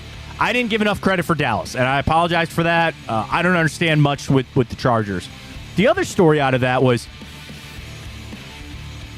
Troy Aikman on something? Like, he seemed like he was a little loopy. Like, even Joe Buck called him out. He made reference to the Jay-Z meme. Like, Troy's an interesting fellow. I don't, like, is he going off the rails? Does he just not care anymore? I don't know. He used the telestrator with the numbers for the first time, but then he mentioned the Jay-Z thing, and there were a couple times Buck looked at him and he goes, like, what are you doing, man? Little loopy there for Troy Aikman for that game. I'll tell you this. I read more into the Chargers than I do Dallas. Dallas, they're a good team. I just thought the Chargers were going to put up points, even against that defense, and I was wrong. I think there's some serious questions that need to be asked there with the Chargers and what they're doing. And especially with them on defense, they still have Khalil Mack. Joey Bosa's playing, is he not? Like, I don't know. Questions there it just kind of encapsulates the weekend. Some just horrible refereeing, just some horrible officiating. What was that one penalty, the roughing the passer call, where he just pushed Dak Prescott down? Like, officiating is atrocious. That game was bad. It was a bad game. All right, well, Matt, we've been talking about this for a little bit. We talked about it off the air a little bit ago, but so Bill Belichick, we know he's pretty close to getting that all-time winning record. However, another record that he's close to is the all-time losing regular season record at 165. So he's only 8 losses away from having that record to himself. Do you have any idea, to put you on the spot, Matt, who the 2 coaches that are tied for 165 regular season losses is? Losses. That's a tough one. That's a tough one. No, I think I know. It's not Marty. No. I would be impressed if you can get one of them. Dick Vermeil? No. So it's Dan Reeves. Dan Reeves! I knew it was a Chiefs coach. I knew it. Damn it. And the other one, good old Jeff Fisher. Jeff Fisher. Damn it. Dan Reeves annoys me more than Jeff Fisher. I should have got that. I knew it. I knew it was Dan Reeves. Damn it. I don't think he cares about that. Here's my take on the Belichick situation, because it's starting to come up that a lot of people are saying he should be out of there, and how they're going to... Wait, Dan Reeves didn't coach the Chiefs. That's not what I was thinking of. I was probably thinking of the Falcons. That's who I was thinking of. But anyway, I digress on Dan Reeves. Who the hell was I thinking of then? Dan Reeves didn't coach the Chiefs. Dick Vermeil is who I probably was thinking of. Dan Reeves I should have got. Anyway. With Belichick, Robert Kraft doesn't want to have to fire him. At the end of the year, he would like it to be this mutual separation and Belichick to go on his way. And that's, firing a legend's not something you're going to do. And those guys are friends. Like, they have to have a personal relationship, which is tough. Here's the question. Would Belichick go coach somewhere else to get the record? This is just me. I think he's going to do everything that he can to pass Don Shula. He talked about the shade that Shula threw at him. Bill Belichick seems like a vengeful guy to me. I don't know why. So, if he's not going to be able to do it in New England, if you were a lesser team, a team that will need a head coach, would you bring Bill Belichick in for 3 years? Because he's only got how many years left of coaching, right? He's approaching 8. So you bring him in for a couple of years, say, hey, try to set this culture. I would make the edict like you're not being the general manager here. Like that's just, there's no way. You can come here and coach, but you're not going to be the GM. Would he do that just to pad the stats and try to get the record? I think he would. But you got to find the right team that would be willing to bring him in. Is the Patriots' right decision to fire Bill Belichick? As the general manager, yeah. Their issue there is talent. They paid Juju Smith-Schuster. Mistake. They believed in Mac Jones. Clearly a mistake. I've called it. I will say this to the nth degree, and I will do a dance on this table when it happens, that they're going to call Carson Wentz eventually. And they'll bring him in, and all Belichick wants to do is win 4 or 5 games on the way out. Scrappy, whatever. I don't even know if they're good enough to do that, Ryan. I don't. But yes, the Patriots need to move on from Bill Belichick. And I don't know how they'll approach that. I don't know how they'll do it. Their best case scenario would be he somehow had the win total. Or you go back to, it's how many games does he look back on and say, oh, I should have won that one, or a 1-point loss here and there. I think he wants to win records, and I think he's going to do everything he can to try to get there. I guess if he really needs to sleep at night, let's say they come out and they say, dude, you're done, get out of here, and nobody wants him, he can sit back and say that most people would tell him he's the greatest coach in NFL history. He doesn't really need the win record to have that. He's got the Super Bowls. There's some stink on it about the Tom Brady thing. It was clearly more Brady than Belichick. Can't avoid that. It's a tough situation, I guess. Again, when you have to move on from a legend, that's never easy to do. Yep. All right. Well, into the baseball world. It looks like we're trending towards a Phillies-Rangers World Series. Phillies get the lead early on the Diamondbacks 1-0 as they defeat them 5-3, and the Rangers pull out a win to go up 2-0 in Houston. I watched a little of both of these games. Obviously, they were kind of similar in that the Rangers jumped out to a big lead. Houston tried to come back, and Philly jumped out to a lead in Arizona and tried to come back. The long ball, man. Tell me, watching these games with Yordan Alvarez and then Castellanos and Schwarber and Harper, you got to be able to hit bombs, man. You have got it. And then, did you, Citizens Bank Park, did you watch the video of Harper's home run but with nothing but the crowd noise? Oh, my God. It was electric. It was incredible. Got to be able to hit the long ball. Houston, here's the crappy thing, man. You got swept at home. I don't care. Right, I'm not... And maybe good for you. I thought Astros were going to win that. I didn't put money on it, but I thought the Astros would win. I think they're cooked. I think Houston's cooked, and I'm with you. I think Phillies are going to run away with this one. So tonight, we'll get to our bets a little bit later in the show, but you got to be able to hit the long ball. That's watching this, pitching, bullpen, all that kind of stuff. You can't hit home runs. You're not going to go anywhere. Matt, was the story that you were hoping I bring up, was it a baseball story? No, actually, it was. Okay, well, maybe I have it here. Well, Oakland Athletics. Yes, okay, yes! I got it. Yes, Trevor May. Oakland Athletics relief pitcher Trevor May yes, had... Nice job, Ryan. Yes. Thank you. Nice. More than a few words for owner John Fisher while announcing his retirement on his Twitch stream Monday. How about that? He says, sell the team, dude. Sell it, man. Let someone who actually, takes pride in things they own. There's actually people who give a crap, didn't say crap, about the game. Let them do it. And this line, kind of crazy. Take mommy and daddy's money somewhere else, dork. I love it. I'm not an A's fan. I feel bad for A's fans here in Cleveland. We can obviously sympathize with people that are losing teams. It does come back to ownership. It has to. The thing is, for that ownership group, right? Why don't you do this? Here's an idea. Sell the Oakland Athletics to somebody who want to keep them in Oakland, and then you can just open an expansion team in Vegas. I'm not stupid. I don't know much about business, but baseball will make its way to Vegas. That's the only major, basketball, but they will eventually have that probably too. It's easier said than done. You're going to go find somebody with billions of dollars to take over a team that doesn't have the numbers for the fan base and all that. There's an old rule to be said in life of don't burn bridges, right? And going through job changes or life, you don't burn bridges. This is different. Trevor May's not playing baseball anymore. He's retiring. So I appreciated him saying this on the way out the door. The sad part is that it's futile. Not going to change anything. It really won't, because these are billionaires. These are billionaire business people and they do not answer to anybody but the league and themselves. The league wants a team in Vegas. The owners want a team in Vegas. There will be a team in Vegas. And it's sad to see the A's go.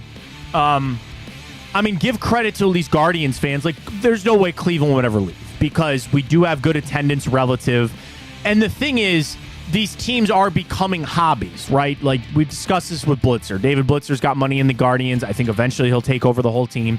And he will run it as most NFL owners and baseball owners and NBA owners do. They made their billions doing something else. This is their hobby. This is their side project. And they don't need it to be, they need it to be sustainable. They're not stupid business people. They want to make money off of it. But this A's owner is saying, hey, we got to go. We're going to go there. There's a bunch of money to be had.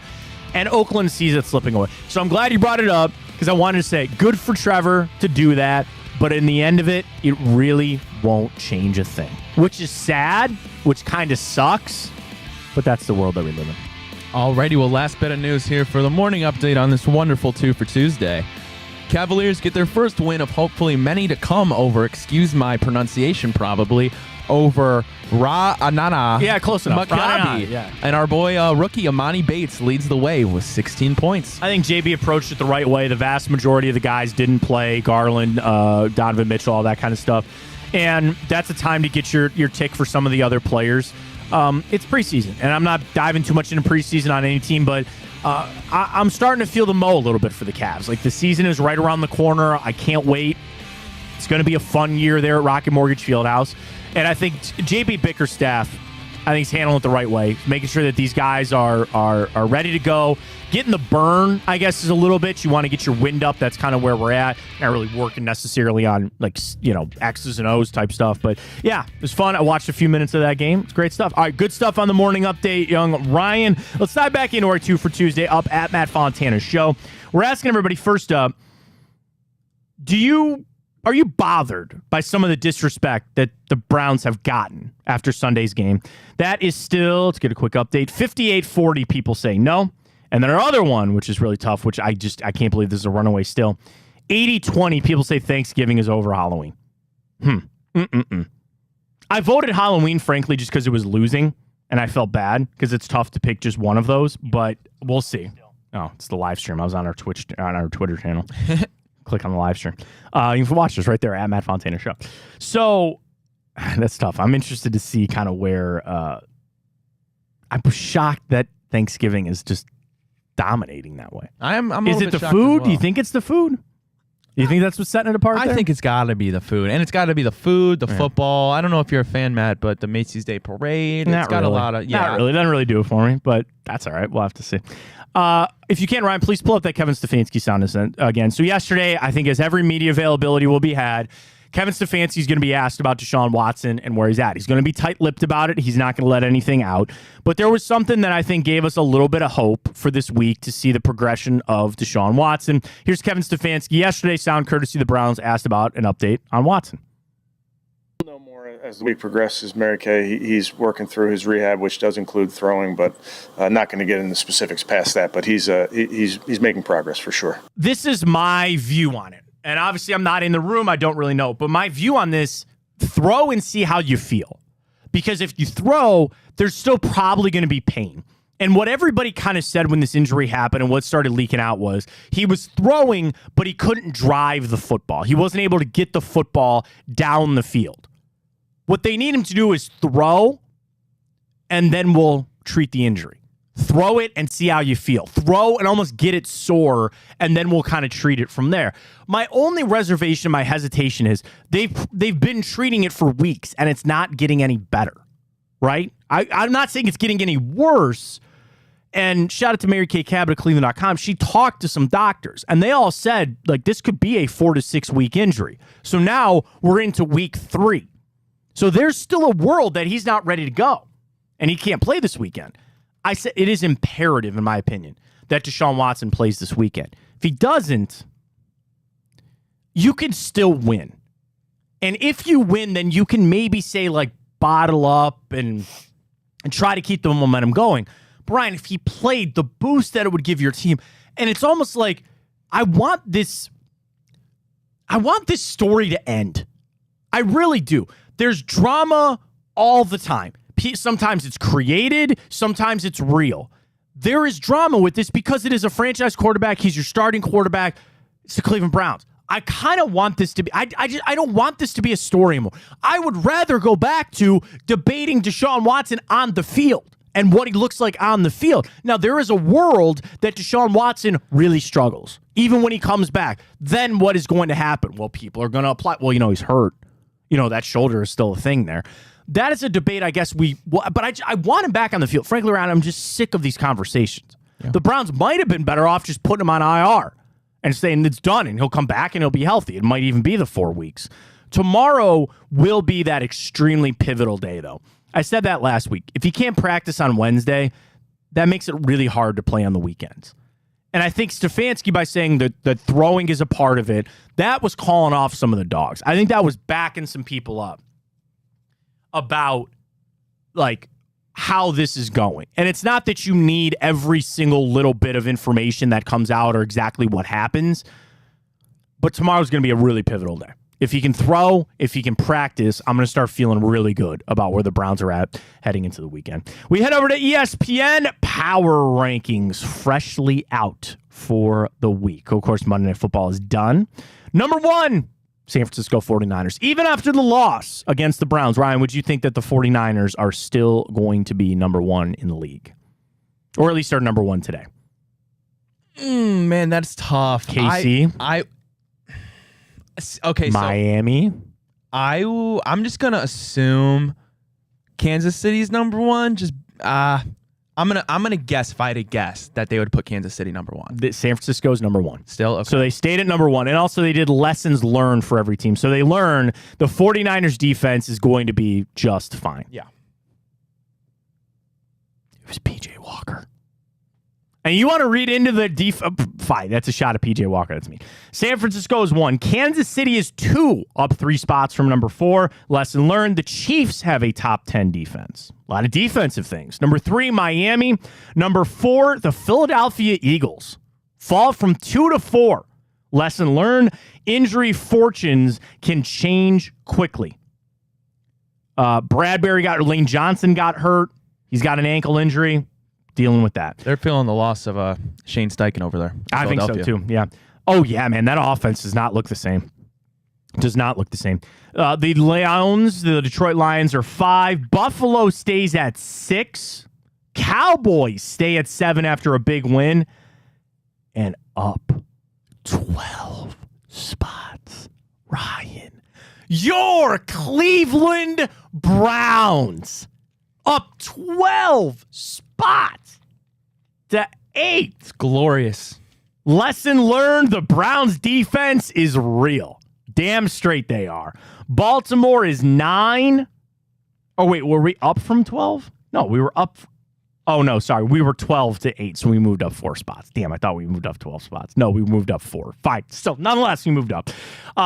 Ravens are 9. They're up from 11. And number 10 is Jacksonville, rounding it out. Cincinnati jumps from 18 to 12. The Steelers were idle. Let me see where the Steelers are at. 15. They stay right there at 15. So what do you think? Browns up there at 8. You see the updated playoff? If the playoffs started today, Browns got a wild card, Marin. Yeah. Damn, Yeah. good. So let me ask, so are we the only division with all 4 teams in the top 15? I'm struggling. That's also a crazy stat. It has to be, yeah. It's got to be. Certainly not the AFC East. Yeah. No, that's it. Wow. Couple divisions have 2, so like Miami, Buffalo. and Buffalo, San Fran and Seattle, Detroit's by themselves, Dallas and Philly. So yeah, we're the only team that has all 4. Wow. In fact, we're the only team that has more than 2. Wow. In the top 12. That's or I'm sorry, in the top 15. Top 15 because the Steelers are 15. Yeah. It's funny because when the season started, everybody was saying how like AFC North, like hands down, was the best division in football. Do you still feel that today? Because like I think it'd be easy to say no because Cincinnati's not necessarily what you thought they were going to be. Baltimore's not quite the juggernaut. Like My gut says no, but then I look around the rest of the divisions and I say, yeah, it still is the best division in football. Yeah. The AFC East, you have Miami and Buffalo. That's it. Now, the Patriots are gone. They suck, and I think the Jets suck. The West, it's really only two teams, really one, which is the Chiefs. I think the Chargers, fake Raiders, and Broncos aren't good. It's not the South. And then to the NFC, the North, it's only the Lions. Yep. The West, it's the 49ers. Like, I'll listen to Seattle, I'll listen to the Rams, but I think the thing is, when you look at the best division, who is the basement team? Right, exactly. And it's the Steelers for us. They're better than the Patriots. They're better than the Cardinals. They're better than the Titans. It's not as pronounced, I think, as it was in the in the preseason, because people are saying, like, this division is going to be the best in football. It's going to be so hard. It's going to be so tough. They are still it, but it's not the wide gap margin that I thought it was going to be. And if we got to make it as a wild card, I'll make it as a wild card. I got no problem with that. I'd like to win the division, but it is shaking out. AFC North is the best division in football. Not by the margin we thought. They're still damn good. All right, let's get to Time Hop when we return. We'll jump into that. We'll tell you what happened this day, including movies and TVs for Ryan. We'll get to that. We got plenty more coming with our bets for Tipico for baseball tonight. And the bracket, it's complete, Ryan. It's complete. We have all 16 entrants for the best pop. We'll reveal that in our final segment coming up and get the polls out so people can vote on that. That all comes your way next. Matt Fontana Show right here on Big Play. Check us live on Twitter, Facebook, and YouTube. On-demand shows, Apple Podcasts, and Spotify. And as always, streaming on the iHeartRadio app. Download that. Search Big Play. You get our show live and then a replay later in the day. All of our shows are there on the iHeart app as well. So we'll get to that. Time Hop comes your way next. Stay with us right here on Big Play.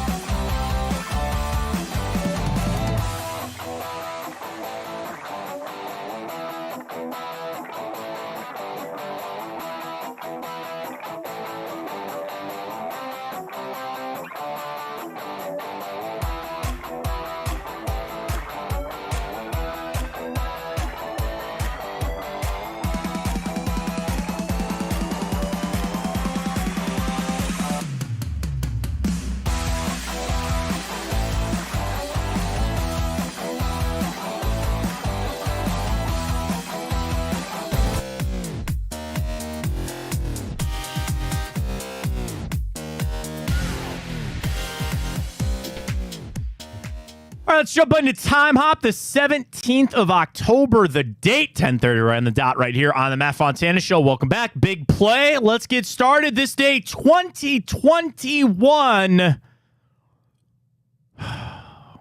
It all started, Ryan. Browns, Cardinals. We fall 37-14. Cardinals improved to 6-0. Kyler Murray had 4 touchdowns. Baker Mayfield injures his shoulder. Now, it wasn't the one that he was reaching for the football and got smushed by J.J. Watt, but this was the one. Let me pull up the schedule from that year, because I'm pretty sure this was the. Was this the initial injury or the re-aggravation? Because he hurt it twice. So 2021, we fell to Arizona, 37-14. No, it was was it Houston in week 2? I can't remember. I tried to block that out from my life, to be honest with you. But again, so the Browns came back after a playoff run in 2020. You come back 2021, year 2 of Stefanski. Everybody thinks Baker's where it's at. No, it was week 2 against Houston. That's where he initially injured it. He re-injured it week 6, this day, 2021 against the Cardinals. Baker always seems to tie himself back in one way or another. There were people that really loved him. There were people that thought he was going to be it. I thought he was going to be the quarterback to take us places. And listen, he's not a bad quarterback. People get personal with it. You see what he's doing in Tampa. Is he elite? No. Will he ever be elite? Probably not. But there's still, he's better than Zach Wilson. He's better than Desmond. I mean, there's quarterbacks out there that you would say, yeah, I would actually take Baker Mayfield over them. And you see what he does in Tampa. The thing that I always believe for Baker, he had to be in the perfect system. He had to be in the right system, the right scheme, and it kind of went against the grain for some things. And that's not necessarily how you work in the NFL. You want Patrick Mahomes can work in any system and any scheme, and you see where it goes from there. I don't know why this ever went away, but this day, 2021, McDonald's announced they were bringing back Orange High C. That's not in the pop bracket because we put Hawaiian Punch in there. Orange High C, we're not going to put in it's not pop. Yeah. And do you want to put it in there?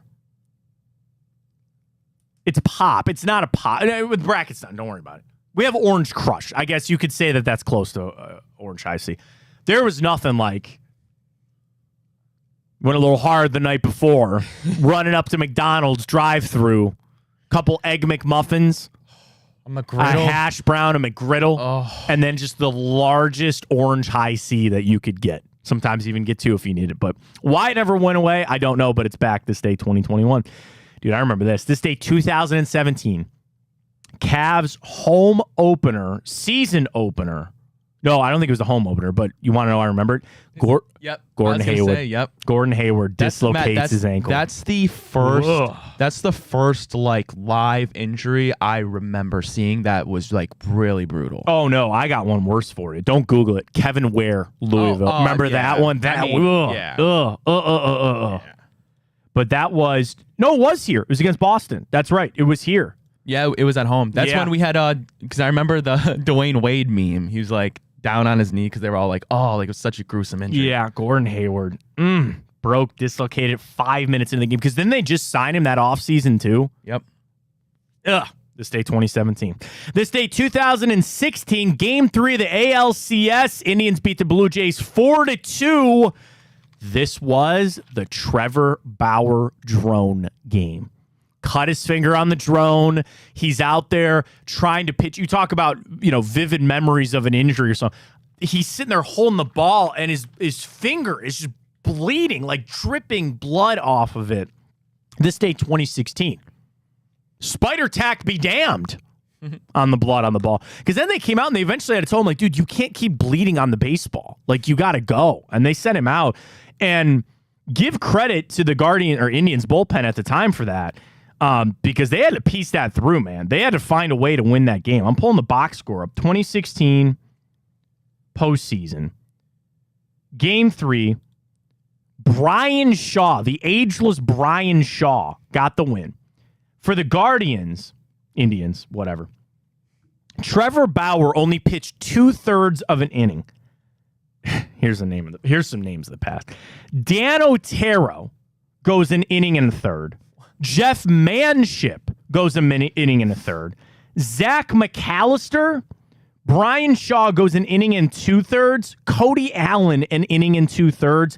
Andrew Miller, an inning and a third. So the Indians bullpen went 8 1/3 innings and only gave up 2 runs. Gave up 7 hits, but still, like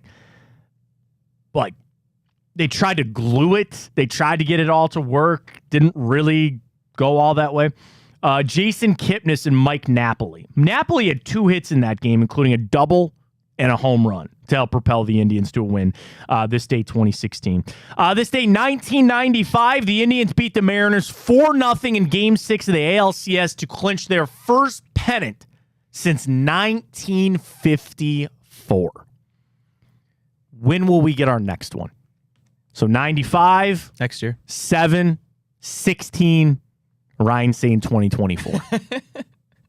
I'll say 2026. I don't know. Something about the 6s that I'll roll with there.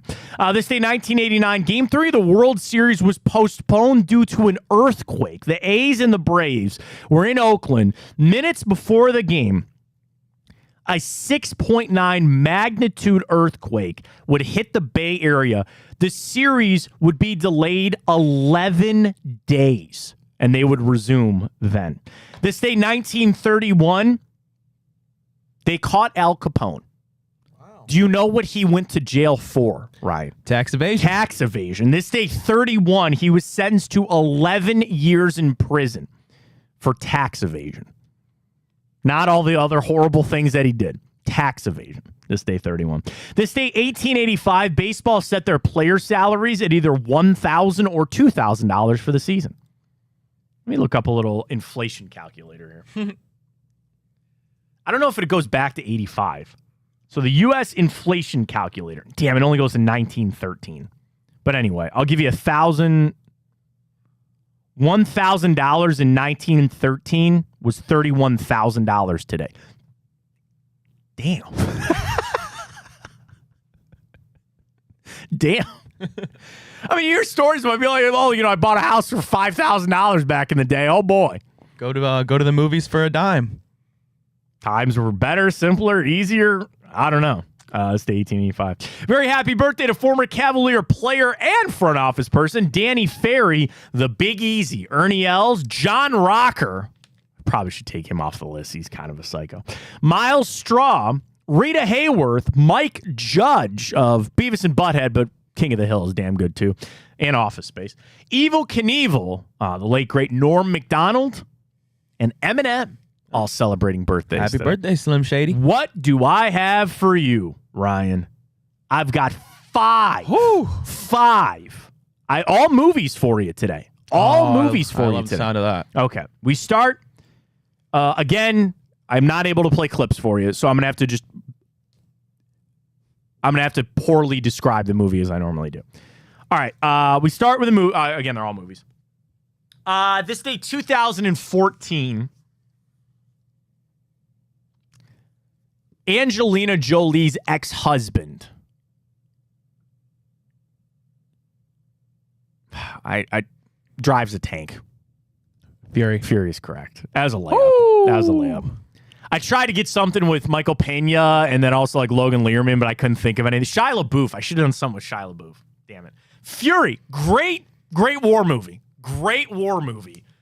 This day, 2014. All right, next up, this day, 1998.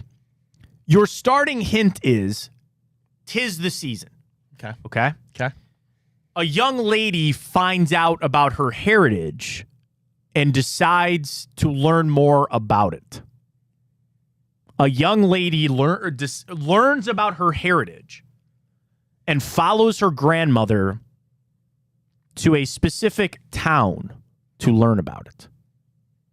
Really badly described. That's the whole point. Stay 98. You might not have ever seen this movie. Okay. Do you get the hint on 'tis the season? Yeah, I mean Christmas. No. Oh. No, 'tis this season, Ryan. What is this season right now? Oh. Fall? What What do you mean? Halloween. Oh, Halloween. okay. Halloween. Okay, start with Halloween. Okay, now let me hear that hint one more time. A young lady learns about her heritage and follows her grandmother to a mythical town. Oh. Is the town like Salem? No. I don't. I've given you the name of the movie. It's Halloween Town. Have you ever seen Halloween No, Town? I haven't. Okay, so I you haven't, wouldn't I have got haven't, it. Halloween Town. Okay.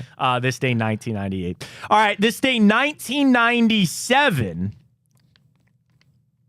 A very popular slasher film of the era.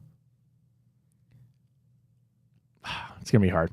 A married couple in real life star in this movie. Has to do with a boat, and it has to do with a fisherman. So again, slasher film. This couple is married in real life, and it has to do with fishing and a fisherman. I think I'm doing all right with that. I think it's... Maybe if I knew who the actors were. All right. I don't know. All right. I'll leave it up for you. I don't know when you get to- Freddie Prinze Jr. and Sarah Michelle Gellar. Probably didn't help you. Did No. it? No. It's... I Know What You Did Last Summer. Okay. I haven't seen Ryan that one. Phillip, Jennifer Love Hewitt. Come on now. Have you heard of it? You know Yes, of it? yes, Have you yes, seen yes. it? Yeah. Isn't that when I know like They hit the guy kill with the some- car, yeah, and then he yeah. comes back, and I still know. And then, shocking on the sequel, I Still Know What You Did Last Summer. Yes, I Know What You Did Last Summer, this day, 1997. All right, another film that came out this day, 1997. I'm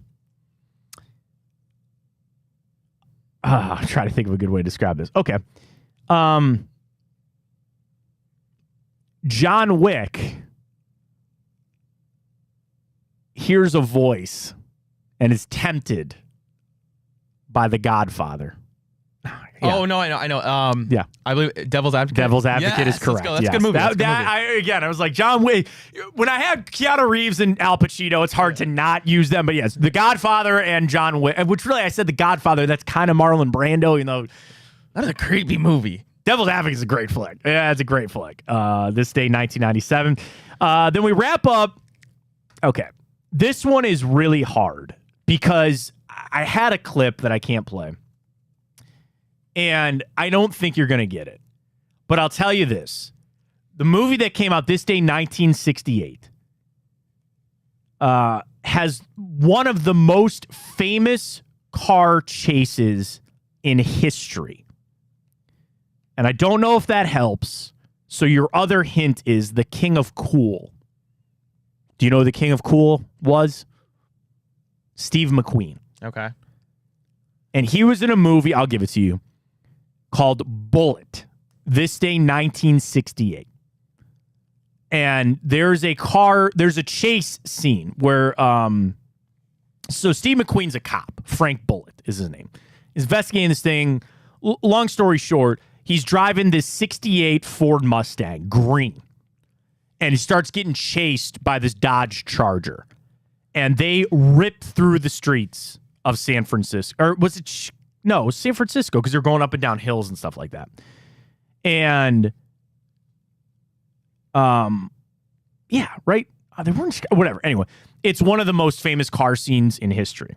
And then I can tell you a little factoid. The OG 68 Mustang that he drove in that movie is the most valuable Mustang in history with an estimated value over $3.4 million.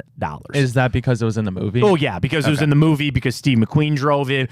And again, I haven't seen the whole movie of Bullet. I've seen the chase scene, but it goes down as like one of the greatest car chase scenes of all time. So again, Fury, Halloween Town, I Know What You Did Last Summer, Devil's Advocate, and Bullet, all this day in history for Time Hop. I'll give you a little pass on that. I thought you did all right. Some of those are tough movies. You got Fury right off the bat. 2 for 5. I'll hit Devil's 400. Advocate, I'll be in the Hall of Fame. which is pretty. That would get you to the Hall of Fame. It really would. All right, let's get to it. Our bracket of the week. The big play bracket returns. So we will do this each and every week now moving forward. We've reinvested ourselves here in the bracket, and we will have a subject depending on what comes to mind. So we did the story last week that Rocket Mortgage Fieldhouse was flipping over from Pepsi to Coke. So it got us into a debate of the best pop of all time. We asked for your submissions. rule of the show, don't complain when one of your submissions isn't in there if you didn't tweet at us. The Johnny come latelys with this, Ryan, you will see are incredible.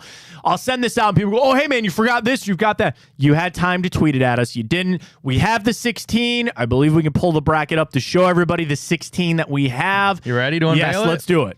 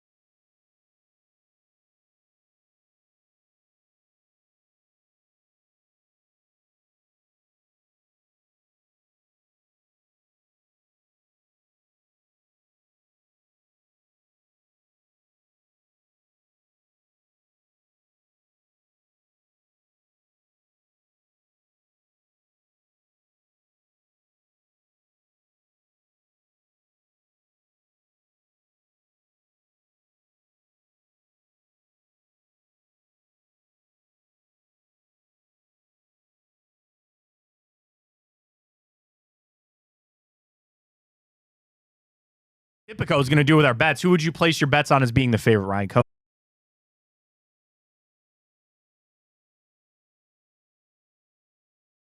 Sprite is probably plus money on that, but we'll see. Nonetheless, we're too Typico for our bets for this evening, folks. Typico, download the app, use that code BIGPLAY150 and get signed up. You can enjoy baseball all playoff season long. Yeah, we cried.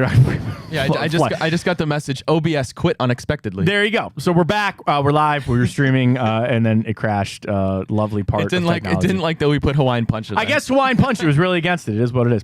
All right, to Typico, here we go. Use that code BIGPLAY150. Get signed up for tonight. 8:07 first pitch. The Diamondbacks. Aaron Nola, Michael Kelly going. Your boosted odds.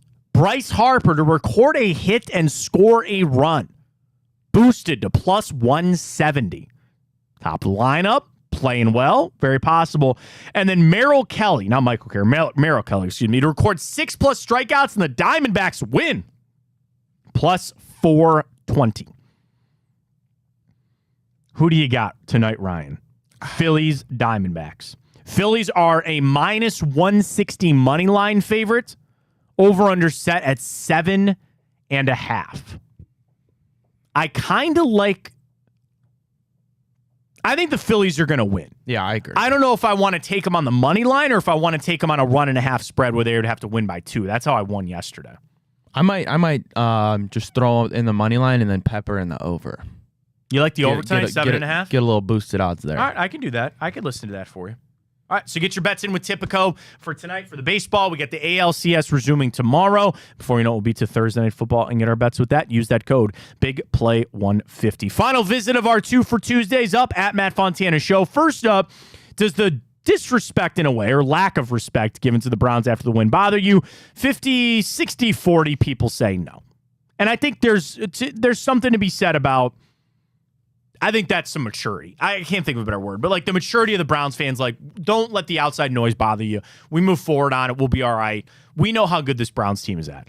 And then the second one, I thought it'd be a lot closer than this. Halloween or Thanksgiving, 80-20 Thanksgiving is just running away. That's crazy. Lamar tweets, Thanksgiving, it's not even close. Food, football, I forgot about the 4-day weekend.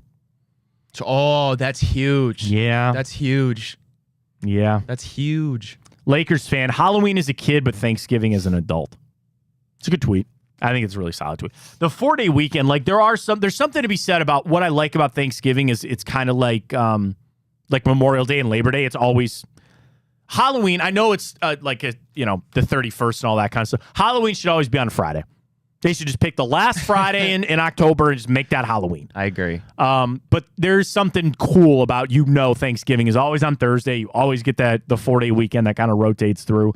I could see it. I'm just shocked that it was that big of a gap between Thanksgiving and Halloween.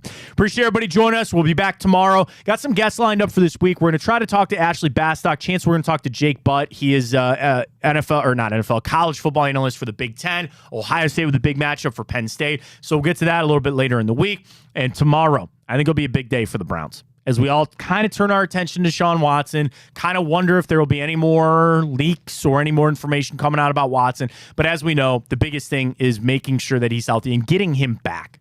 Getting him back is imperative for this team right now. So we'll see. We'll probably get a little bit more on that. And really, the confidence levels we turn our attention to the Colts. It's a must-win game again. It is a must-win game for just the fact of the Browns have built this momentum. They put themselves in a good spot. I want them to capitalize on it. I just so badly want this team to get on this run that I think they can do. And knowing that the stretch of games that you have coming up, a win is a win.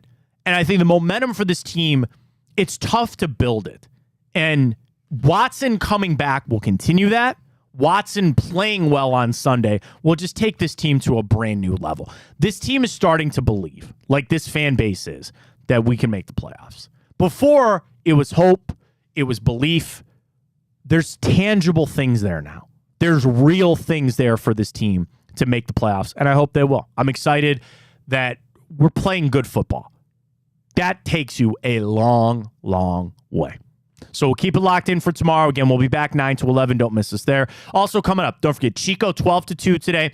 iHeart app, download that, take that wherever you're going to go, search Big Play, and it'll pop right up, and also the restreams of all of our shows throughout the day. Today's Tuesday, so what do we have? Josh and Maria Cribbs is tonight with the return? With Josh and Maria Cribbs, as well as In the Huddle with Ted Ginn Jr. Oh, nice. Okay, so Ted's going to do Tuesdays. And tomorrow, Matt, we're back, baby, with Boobies World. Boobies World is back. So again, folks, I've been obviously, if you're watching us, you know about Big Play. You have found us. We got your content. We've got coverage for you for basketball, football, all of it. Boobies World is back starting tomorrow. Bonus time with Drennan is tomorrow. The return with Josh and Maria Cribbs tonight. Ted Ginn shows today as well. Find it all. Big Play. Follow us on social media across all the platforms for all the shows. And again, Chico coming up from 12 to 2 today. So we appreciate all the support. As always, we'll talk to you tomorrow. Same bat time, same bat channel. For Ryan Tyler, I am Matt Fontana. And as always, take it easy.